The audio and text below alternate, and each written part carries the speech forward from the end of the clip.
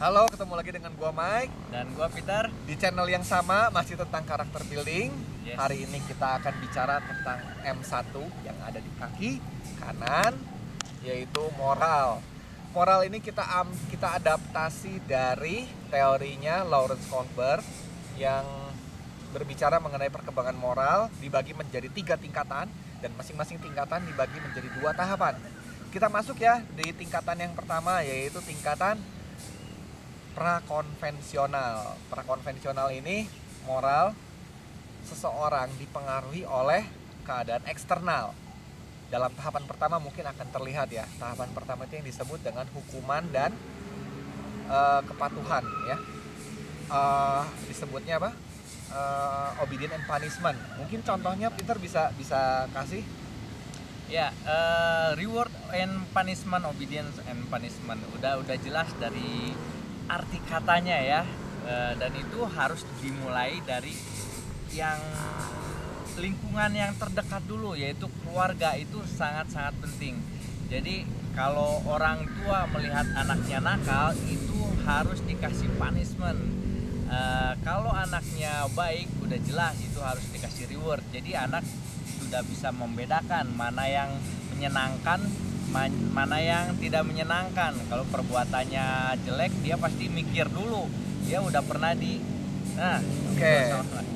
Nah, maju ke tahap berikutnya, tahap 2, yaitu yang disebut dengan self interest atau ketertarikan pribadi. Jadi mungkin di sini seseorang itu akan melakukan perbuatan baik berdasarkan reward yang akan dia terima, ya, berdasarkan ketertarikan yang dia inginkan. Mungkin Peter bisa memberi contohnya lebih baik lagi.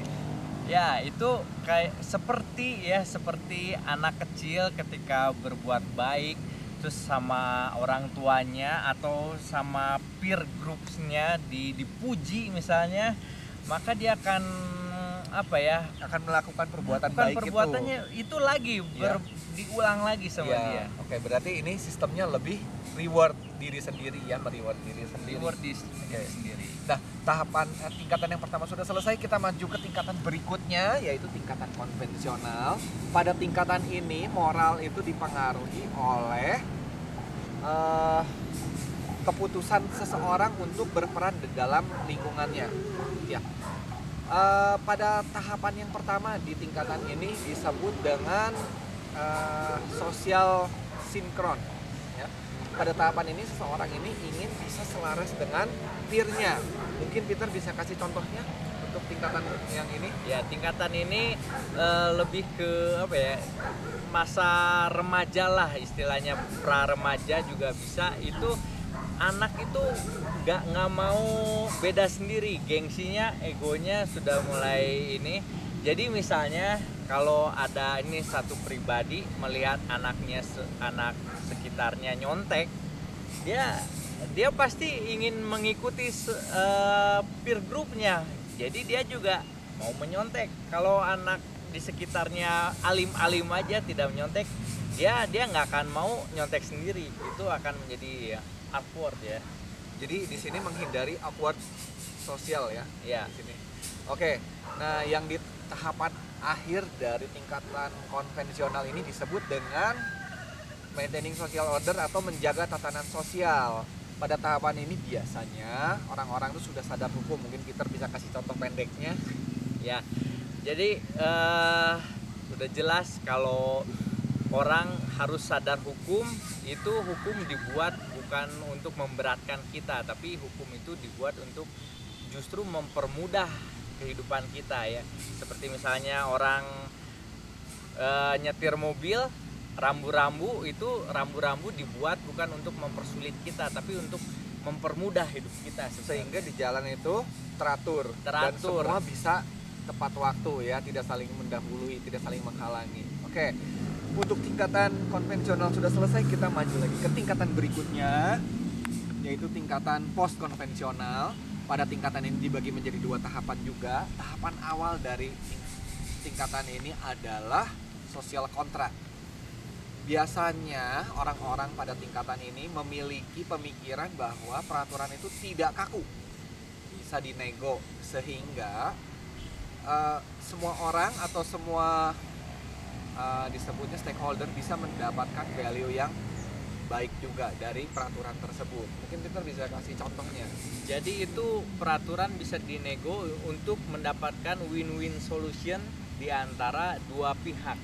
Misalnya contohnya ada suatu asrama yang tidak memperbolehkan anak asramanya untuk membawa atau memelihara binatang di asrama tersebut, sehingga mengganggu ketertiban, ketentraman anak-anak di sekitarnya. Ada satu anak yang istilahnya ya membandel gitu, bawa anjingnya ke sana dan anjingnya itu mengganggu. Nah, anak-anak di sekitarnya itu ingin melaporkannya, tapi nggak enak ya, nanti jadi masalah segala macam, hubungan menjadi renggang segala macam. Akhirnya apa?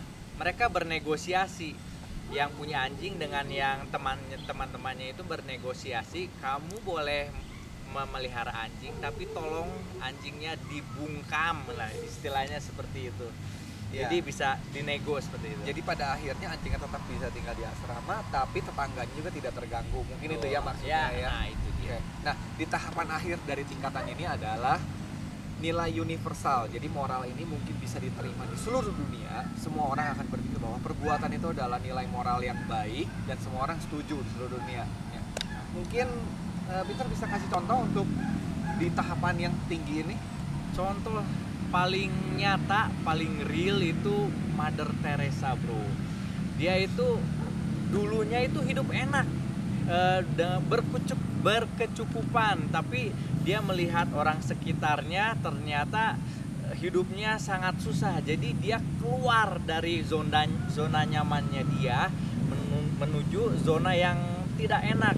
Orang melihat itu gila, buat apa sih itu, ngapain, udah hidup enak, udah hidup berkecukupan, mau kotor-kotoran dengan gelandangan buat apa? Tapi Mother Teresa dengan yakinnya, dengan keyakinannya, dia tetap melakukan itu semua, dan pada akhirnya kita tahu semua orang memuji tindakan Mother Teresa. Ya, jadi pada tahapan ini memang salah satu ciri yang kuat adalah orang tersebut biasanya memperjuangkan nilainya, walaupun pada akhirnya dia akan melawan seluruh dunia tanpa mendapat dukungan di sana, dia akan melakukannya.